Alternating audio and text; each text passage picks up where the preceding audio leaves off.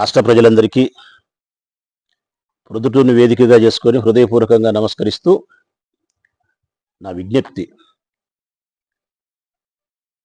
రాష్ట్ర ప్రజలందరినీ కూడా గమనించమని నేటి రాజకీయాలను, తెలుగుదేశం పార్టీకి సంబంధించిన నాయకులు చేస్తూ ఉండే నింద ఆరోపణలను గమనించమని రెండు చేతులెత్తి నమస్కరించి విజ్ఞప్తి చేస్తా ఉన్నా. ఆ నేపథ్యంలోనే ఈ పాత్రికేయుల సమావేశాన్ని కూడా నిర్వహిస్తా ఉన్నా. నేను ఒక 4-5 రోజుల క్రితం జగన్మోహన్ రెడ్డి గారు మీడియా సమావేశాన్ని ఏర్పాటు చేసి విజయవాడ నుంచి మాట్లాడినారు. ఆయన ఎప్పుడు మాట్లాడినా కానీ మా రాజకీయ ప్రత్యర్థులను కించపరిచేదానికి కానీ, హీనపరిచేదానికి కానీ, వ్యక్తిగతమైనటువంటి వారి కుటుంబ జీవిత విషయాలపైన దాడులు చేసే విషయం కానీ ఆయన జీవితంలో ఒక్కసారి మాట్లాడాడు. ఆయన ఎప్పుడు పాత్రికేయుల సమావేశాన్ని నిర్వహించినా ఈ ప్రభుత్వం చేస్తూ ఉండే తప్పులను, ప్రజా వ్యతిరేక నిర్ణయాలను, ప్రజల యొక్క ఆర్థిక స్థితిగతులు, వారి కుటుంబ విషయాలు, ఎన్నికలకు ముందు తెలుగుదేశం పార్టీ ఇచ్చిన హామీలు ఏ మేరకు నెరవేరుస్తోంది, నెరవేర్చలేదు, నిరుద్యోగుల సమస్య ఏ విధంగా ఉంది, రైతుల పరిస్థితి ఏ విధంగా ఉంది, సంక్షేమ పథకాలు అందక మహిళలు ఏ విధంగా ఉండారు, ఉద్యోగస్తుల పరిస్థితి ఏంది, తదితర అంశాలను ప్రస్తావిస్తూ ప్రభుత్వానికి ఏవైతే చురకలు అంటించాలనో, ఏమైతే సత్విమర్శ చేయాలనో అవి మాత్రమే చేస్తాడు. మొన్న కూడా అట్టే మాట్లాడినాడు ఆయన. చాలా విషయాలు ఈ ప్రభుత్వం చేస్తూ ఉండే తప్పులను, ఎన్నికలకు ముందు ఇచ్చిన హామీలను నెరవేర్చకుండా ఉండే విషయాలను ప్రస్తావిస్తూ మాట్లాడినాడు. 100 విషయాలలో 99 విషయాలు ప్రజలకు సంబంధించిన విషయాలు మాట్లాడి, ఒక్క విషయాన్ని మాత్రం తనను పదే పదే గొడ్డలి పార్టీ అని, అతని హింసావాది అని, వివేకందరుడిని చంపినాడని రకరకాలుగా ఆయన వ్యక్తిత్వం పైన దాడి చేస్తూ, ఆయన చేయని తప్పులను, నేరాలను కూడా ఆయన కుటుంబానికి, వంశానికి అంటగట్టుతూ పలుమార్లు మీరు మాట్లాడితే తెలుగుదేశం పార్టీకి సంబంధించిన ప్రబుద్ధులు ఆ ప్రెస్ మీట్లో ఒకే ఒకసారి ఒక్క మాట చెప్పినాడు ఆయన. నేనే గన హింసావాదినైతే, రక్తాన్ని మరిగే పులి లాంటి వాడిని అయితే, మరి 5 సంవత్సరాలు నేను పదవిలో ఉన్నాను కదా, మరి మా అబ్బను చంపిన, రాజారెడ్డిని చంపిన వాళ్ళపైన నేను పగ తీర్చుకునే క్రమంలో వారిపైన దాడి చెయ్యనా? మరి వారు ప్రశాంతంగా జీవితాన్ని పులిందల్లో గడుపుతున్నారు అంటే గన నేను హింసను ప్రేరేపించేవాడిని కాదు, అహింసావాదిని, ఆదర్శవంతమైన రాజకీయాలు చేయాలనే మనస్తత్వం కలిగిన వాడిని అని తన్ను తాను చెప్పుకున్నాడు. ఇది నిజమా కాదా ప్రజలారా? నిజంగా ఆయన ముఖ్యమంత్రిగా 5 సంవత్సరాలు కొనసాగినప్పుడు కానీ, వారి తండ్రి రాజశేఖర రెడ్డి గారు 5 సంవత్సరాలు ముఖ్యమంత్రిగా కొనసాగినప్పుడు కానీ, ఈ 10 సంవత్సరాల కాలంలో వాళ్ళ అబ్బను చంపిన, జగన్మోహన్ రెడ్డి గారి అబ్బను చంపిన వారిని, లేకుంటే రాజశేఖర రెడ్డి వాళ్ళ నాయను చంపిన వారిని రాజశేఖర రెడ్డి కానీ ఈ 10 సంవత్సరాల ముఖ్యమంత్రి కాలంలో వాళ్ళ మీద ప్రతీకారం తీర్చుకునేదానికి దాడి చేయలేరా? తుదముట్టించలేరా? మరి స్వేచ్ఛగా వాళ్ళు తిల్లాడుతున్నారంటే కారణం వారి ఆలోచనే చేయలే. బీటెక్ రవే ఒక పాత్రికేయుల సమావేశంలో చెప్పినాడు కదా ఆయనే, జగన్మోహన్ రెడ్డి నా మీద దృష్టి పెడితే అరగంట సార్లు నేను ఉండనని చెప్పినాడు. మరి ఈ బుద్ధి 10 ఏళ్ళైనా ఉండాడంటే కారణం, 5 ఏళ్ళైనా ఉండాడంటే కారణం దృష్టి పెట్టలేదని. దృష్టి పెట్టరు. ఇంకా నిజానికి నిజాయితీగా మాట్లాడాలంటే రాచమ్మలు నిజాయితీగా మాట్లాడతాడు, 100కు 100% ఏం ములాద లేదు. నిజాయితీగా చెప్పాల్సి వస్తే రాజారెడ్డి గారి కాలంలో పులివెందుల తాలూకాలో భయం ఉన్నది, రాజశేఖర రెడ్డి కాలంలో భయం తగ్గిపోయింది, జగన్మోహన్ రెడ్డి కాలంలో స్వేచ్ఛ ఎక్కువైంది. కరెక్ట్గా చెప్పాలంటే ధర్మం 4 పాదాల మీద నడచాల, పులిందల్లో 5 పాదాల మీద నడుస్తుంది జగన్మోహన్ రెడ్డి గారి పుణ్యాన. కాళ్లకు చెప్పులు లేనటోడు కూడా మాట్లాడుతున్నాడు రాజశేఖర రెడ్డి కుటుంబాన్ని. తల మీద పావలా పెట్టి అమ్మితే 10 పైసలకు అమ్ముడుబోనోళ్ళు కూడా రాజశేఖర రెడ్డి వంశాన్ని హీనపరిచి మాట్లాడుతున్నారు. దీనికి కారణం పులివెందుల్లో ప్రజాస్వామ్యం పూలంగల కాడ ఎంత కావాల్సినది దొరుకుతుంది జగన్మోహన్ రెడ్డి పుణ్యాన. నిన్న జెడ్పీటీసీ ఎలక్షన్లు జరిగితే వాళ్ళు చేసిన దౌర్జన్యము, అప్రజాస్వామికమైన ఎన్నిక విధానం, ఇంతకంటే వేరేదేమన్నా కావాలన్నా పులివెందుల్లో రాజశేఖర రెడ్డి కుటుంబం పైన ఎవరు దౌర్జన్యం చేస్తున్నారు, ఎవరు దాడులు చేస్తున్నారని 2-3 307 కేసులు పడినాయి వాళ్ళ మీద, తెలుగుదేశం పార్టీ వాళ్ళ మీద. అవి సరిపోవా? నిన్న జడ్పీటీ ఎలక్షన్లప్పుడు దౌర్జన్యం చేస్తున్నారనేది. నిజంగా రాజశేఖర రెడ్డి వాళ్ళే దౌర్జన్య పరులైతే, హింసావాదులైతే, నరరూప రాక్షసులైతే మీరు బ్రతికి బట్ట కట్టిండే వాళ్ళ ప్రజలారా వీళ్ళు? ఎన్ని మాటలు మాట్లాడుతున్నారు. ముఖ్యమంత్రి చంద్రబాబు నాయుడు గారు లైన్ తీసుకొని ఇస్తే ఇదిగో ఈ 2 రోజులు 3 రోజులు 4 రోజులు మీరు రాజశేఖర రెడ్డి కుటుంబాన్ని ఫ్యాక్షనిస్టులుగా, నరహంతకులుగా, దుర్మార్గులుగా, దోపిడీదారులుగా చిత్రీకరించి మీరు సెలవులు చేసి మాట్లాడాలంటే క్యాబినెట్లో మంత్రులు మాట్లాడతారు, ఎమ్మెల్యేలు మాట్లాడతారు, ఎమ్మెల్సీలు మాట్లాడతారు, జెడ్పీటీసీలు మాట్లాడతారు, కౌన్సిలర్లు మాట్లాడతారు, ఏమి కాని వాళ్ళు కూడా మాట్లాడుతున్నారు. వీళ్ళు మాట్లాడతారు. వీళ్ళు మాట్లాడిన దాన్ని మరింత అందంగా బ్యానర్ ఐటంగా ఈనాడులోనూ ఆంధ్రజ్యోతిలోనూ ఫ్రంట్ పేజీలో ఇంతలా అక్షరాలతో రాస్తారు. అంటే ఫీజు రీయింబర్స్మెంట్ అందక పిల్లలు చదువుకోలేదనే విషయాన్ని రాయరు. ఆరోగ్యశ్రీ లేకపోవడం వల్ల చాలా మంది జబ్బు చేసిన వాళ్ళు మరణిస్తున్నారని చెప్పి రాయరు. రైతులకు సెలవులు వచ్చి ఇళ్ళకాడు ఉండారు, ఇబ్బందులు పడుతున్నారనేది రాయరు. మెడికల్ కాలేజీలు సంఖ్యను ఆగిపోయినాయనేది రాయరు. సంక్షేమ పథకాలు ఇయ్యక ఆడవాళ్ళు ఇబ్బంది పడుతున్నారనేది రాయరు. ఉద్యోగులకు ఇచ్చిన హామీలు ఏమైపోయినాయనేది రాయరు. ప్రజలకు అవసరమైన విషయాలను వీళ్ళు మాట్లాడరు. ప్రజలకు అవసరమైన విషయాలను ఆంధ్రజ్యోతి ఈనాడు రాయదు. గాలికి వదిలేసినారు వీళ్ళు ప్రజలను. ఈ ప్రభుత్వం గాలికి ప్రభుత్వం వదిలేసింది. వీళ్ళు మాట్లాడేటోళ్ళంతా గాలి మాటలు మాట్లాడతా వీళ్ళు ఇష్టానుసారం మాట్లాడుతున్నారు. ఇప్పుడు ఆయన మాట్లాడతాడు రాయచోటు నుంచి ఇంతలా అక్షరాలు. మన ఆయన మాట్లాడతాడు కేశవులు, పయ్యావులు ఆర్థిక మంత్రి. అంతకుముందు ఇంకొక ఆయన మాట్లాడతాడు. నేను అడుగుతా ఉన్నా వీళ్ళందరినీ కూడా. మీరు నలుగురు గురించి మాట్లాడినారు వీళ్ళు ప్రజలారా.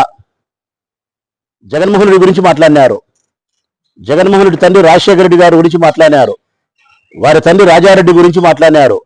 రాజారెడ్డి తండ్రి వెంకటరెడ్డి గురించి కూడా మాట్లాడినారు, బ్రిటిష్ కాలం నాటిది. నేను అడుగుతా ఉన్నా,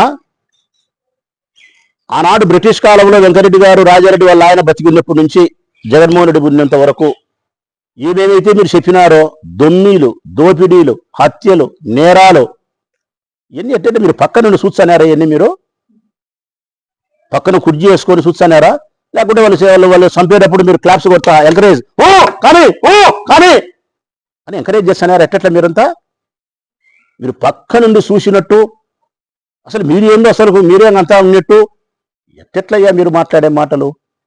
టీ బంకుల కాడ, కాకా హోటళ్ల కాడ, పూలంగల కాడ గాలి మాటలు, గాలి నా కొడుకులు మాట్లాడుకునే మాటలన్నీ మాట్లాడి తీసుకొచ్చి రాజశేఖర రెడ్డి కుటుంబానికి రక్తపు మరకలు అంటించి మీ చంద్రబాబు నాయుడును బుద్ధులు చేయాలనుకుంటున్నారా? మీరేమన్నా తల కిందికి కాళ్ళు పైకి పెట్టి తపస్సు చేసినా కూడా రాజశేఖర రెడ్డి హింసావాది కాడు. మీరు మీ ఇష్టం వచ్చినట్టు జొల్లు కూతలు కూసినా రాజశేఖర రెడ్డి ఫ్యాక్షనిస్ట్ కాదు. ఇది ఆంధ్రప్రదేశ్ రాష్ట్ర ప్రజలందరికీ తెలిసిన సత్యం, జగమెరిగిన సత్యం ఇది. రాజశేఖర రెడ్డి గొప్ప మానవతావాది ప్రజలారా, కాదంటారా? ఈ ప్రబుద్ధులతో ఏమి గాని మిమ్మల్ని అడుగుతా ఉన్నా నేను, రాజశేఖర్ అన్న మానవతావాది కాదంటారా? మంచి మనసు కలిగిన వాడు, మంచి మనసు కలిగిన రారాజు రాజశేఖర రెడ్డి. ఆయన బలమే హృదయం, మరి ఏది కాదు ఆయన బలం. ఈరోజు రాజశేఖర రెడ్డి మరణించినప్పటికీ కూడా ప్రజల హృదయాలలో జీవించి ఉన్నాడంటే కారణం ఆయన హృదయ విశాలత, హ్యూమన్ టచ్ ఉంది ఆయనకు, మానవతావాది. కష్టంలో ఉన్నప్పుడు ప్రతిస్పందించే గుణం ఉంది ఆయనకు. నీ హృదయం స్పందించేదానికంటే రాజశేఖర రెడ్డి ఉన్న హృదయం చాలా వేగంగా స్పందిస్తుంది ఇతరుల కోసం. అందుకేనబ్బా ఆరోగ్యశ్రీకి జన్మనిచ్చింది ఆయనే. రాష్ట్ర ప్రజలారా, ఆరోగ్యశ్రీకి జన్మనిచ్చినటువంటి తండ్రి ఎవరంటే రాజశేఖర్ అన్న. ఈ రాష్ట్రంలో డబ్బు లేక ఏ పేదవాడు మరణించకూడదు, ఏ భార్యకు భర్త దూరం కాకూడదు, ఆమె పుస్తలు తెగకూడదని చెప్పి, ఏ తల్లి గర్భాన గర్భశోకం ఏర్పడకూడదు మరణించి బిడ్డలని చెప్పి ఆరోగ్యశ్రీ పథకాన్ని తీసుకొచ్చినటువంటి సృష్టికర్త రాజశేఖర్ అన్న కాదా? వ్యవసాయం బాగుంటే, పనులు బాగుంటే గ్రామాలలో రైతులు వ్యవసాయ పనులలో నిమగ్నమై ఉంటారు, ఫ్యాక్షన్ నుంచి దూరం అయిపోతారని చెప్పి భావించి ఆ వ్యవసాయం బాగుండాలంటే నీళ్లు ఉండాలంటే డ్యాములు కట్టాలా. డ్యాములు కట్టిన వాడు ఎవరన్నా? జలయజ్ఞం చేసింది ఎవరన్నా? ప్రజలారా, రాజశేఖర రెడ్డి కాదా? మా పైడిపాలెం ఎత్తిపోతల పథకం తీసుకొచ్చింది ఆయన కాదా? చిత్రావతిని తీసుకొచ్చింది ఆయన కాదా? కృష్ణా వాటర్ను మళ్లించింది ఆయన కాదా? కేవలం పల్లెలలో రైతులకు పనులుండి వ్యవసాయం బాగుంటే ఫ్యాక్షన్ను మర్చిపోతారనే ఉద్దేశంతో వ్యవసాయాన్ని ప్రోత్సహించింది రాజశేఖర రెడ్డి అన్న. ఉచిత విద్యుత్ తీసుకొచ్చింది రాజశేఖర రెడ్డి అన్న. పిల్లలను బాగా చదివించుకుంటే ఫ్యాక్షన్ 20 ఏళ్ల కల్లా అనగారిపోతాది, మెల్లిమెల్లిగా ఉద్యోగస్తులు అవుతారని చెప్పి ఫీజు రియంబర్స్మెంట్ పథకానికి సృష్టికర్త. అందుకే పిల్లలు రాసే అక్షరాలలో రాజశేఖర అన్న చిరునవ్వు ఈ రోజుకి కనపస్తుంది. అందుకే ఈరోజు నా కొడుకు ఇంజనీరే, నా ఇంట్లో నాకు వంట చేసి పెట్టే ఆయన కొడుకు ఇంజనీరే. మరి ఫీజు రియంబర్స్మెంట్ సృష్టికర్త రాజశేఖర రెడ్డి అన్న, ఆరోగ్యశ్రీ సృష్టికర్త రాజశేఖర రెడ్డి అన్న, రైతులకు ఉచిత విద్యుత్ రాజశేఖర రెడ్డి అన్న, 108, 104 అంబులెన్సులు తీసుకొచ్చినది రాజశేఖర అన్న. ఎన్నో మంచి కార్యక్రమాలు చేసి ఈ రాష్ట్రంలో, ఈ రాయలసీమలో ఫ్యాక్షనిజాన్ని రూపుముప్పడానికి ప్రయత్నం చేసిన వాడు రాజశేఖర రెడ్డి. గొప్ప మానవతావాది రాజశేఖర రెడ్డి. హిమాలయ పర్వతాలంత గొప్పది ఆయన మానవత్వం రాజశేఖర్ అన్నది. అట్లతోటి పట్టుకొని వీళ్ళు ఇష్టానుసారం మాట్లాడితే నాకు ఒక్క మాట గుర్తొస్తుంది ప్రజలారా. రాజశేఖర రెడ్డి అన్నను ఎవరైతే రాక్షసుడు అంటారో అట్ట అనగలిగిన మనుషుల యొక్క గురించి ఒకే ఒక మాట చెప్పగలుగుతా. మీరు తల పైకెత్తి మీ నోట్లో ఉమ్మి తీసి ఆకాశం మీద మూస్తే అది ఎక్కడ పడుతుంది ప్రజలారా? మన ముఖం మీదనే పడుతుంది. రాజశేఖర రెడ్డిను రాక్షసుడు, ఫ్యాక్షనిస్టు, హంతకుడు అని మాట్లాడే వాళ్ళ పరిస్థితి కూడా ఆకాశాన ఉమ్మి వేసినట్టే ఉంటుందని మాత్రం మీకు చెప్పగలుగుతా. నేను జగన్మోహన్ రెడ్డి గారి గురించి మాట్లాడినారు. ఎక్కడ సంబంధం జగన్మోహన్ రెడ్డి గారికి హత్యలతో? వివేకానంద రెడ్డి సొంతం వాళ్ళ చిన్న ఆయన. వాళ్ళ చిన్న ఆయన వాళ్ళు చంపుకోవాల్సిన అవసరం ఉందే? వాళ్ళ చిన్న ఆయన చంపింది పలానోడు నేను గొడ్డలతో చంపినానని చెప్పి దస్తగిరి అనేవాడు చెప్తున్నాడు. ఆ దస్తగిరి అనే చంపిన వాడిని ఎనకేసుకొని వివేకానంద రెడ్డి బిడ్డ సునీతమ్మ తిరుగుతాంది. చంద్రబాబు నాయుడుకు వాదించిన లాయరు లూత్రా దస్తగిరి గారిని కూడా వాదిస్తున్నారు. చెప్పబ్బా, దస్తగిరి అనే హంతకుడికి నేను హత్య చేసినానని చెప్తే అతని తరఫున వాదించే లాయర్ ఎవరంటే లూత్రా.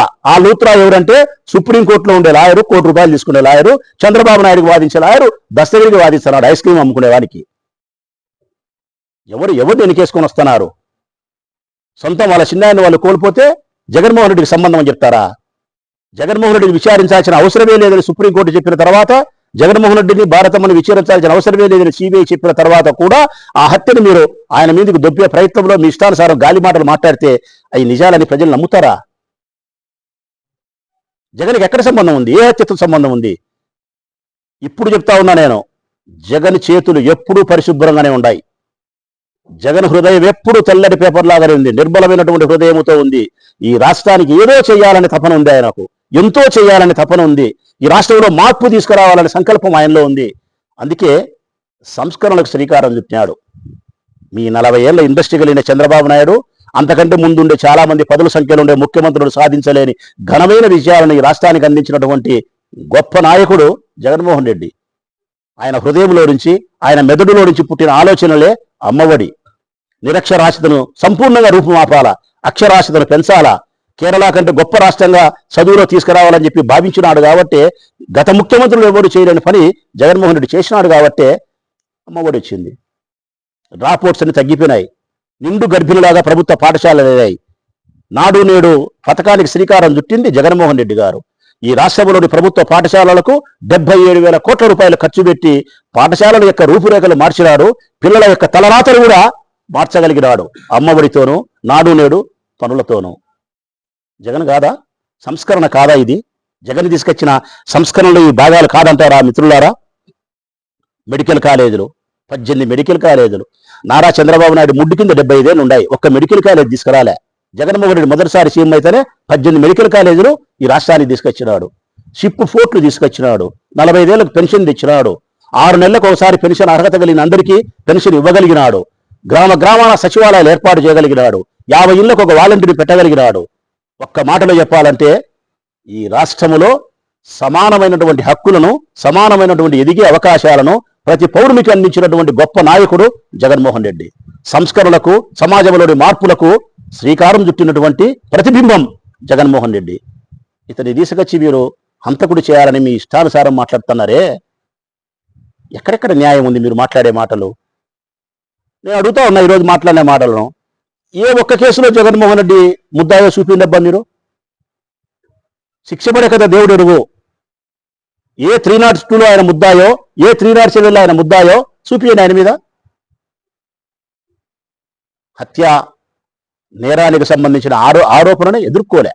మేము ఆయనకు దగ్గరగా ఉండేవాళ్ళం, ఆయన హృదయానికి చాలా దగ్గరగా ఉండేవాళ్ళం. నేను కూడా, నాకు ఆయన అంతరంగమంతా తెలుసు. ఆయన ఇప్పుడు కాదు, ఆయన శ్వాస ఆగిపోయేంత వరకు ఆయన జీవితంలో ఎప్పుడే కానీ హింసను ప్రేరేపించాడు.